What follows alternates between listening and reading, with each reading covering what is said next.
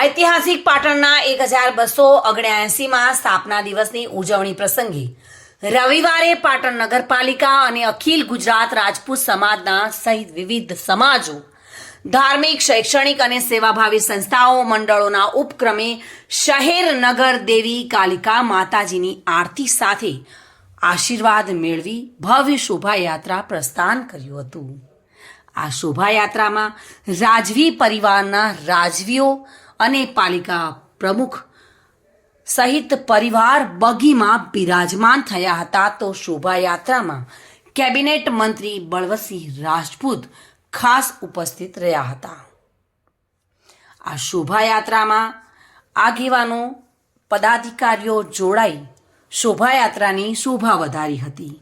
શોભાયાત્રામાં એક band, DJ, 7 જેટલા ઘોડેસવાર, પર્યાવરણ બચાવ જાગૃતિ સહિતના ટેબલો, સાથે જ સીધી ધમાલ અને આદિવાસી નૃત્ય આકર્ષણનું કેન્દ્ર બન્યું હતું.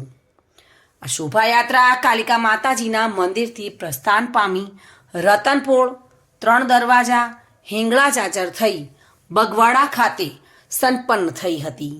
શોભાયાત્રાનું મુખ્ય માર્ગો પર વેપારીઓ દ્વારા સ્વાગત કરવામાં આવ્યું હતું. શોભાયાત્રા બગવાડા ખાતે પહોંચતા રાજા વનરાજ ચાવડા અને સિદ્ધરાજ જયસિંહની પ્રતિમાને માલ્યાર્પણ કરી શોભાયાત્રા જાહેર સભાના રૂપમાં ફેરવાઈ હતી.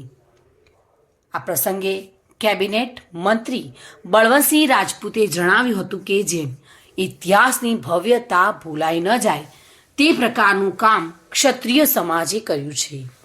ભગવાનને પણ ક્ષત્રિય સમાજમાં જન્મ લેવાનું મન થાય તેવા સમાજના જીન્સની તાકાતનું વર્ણન કરી 21મી સદી સમયની સદી રહેવાની છે. પહેલા માથા કાપીને રાજ થતા હતા, અત્યારે માથા ગણીને રાજ થાય છે.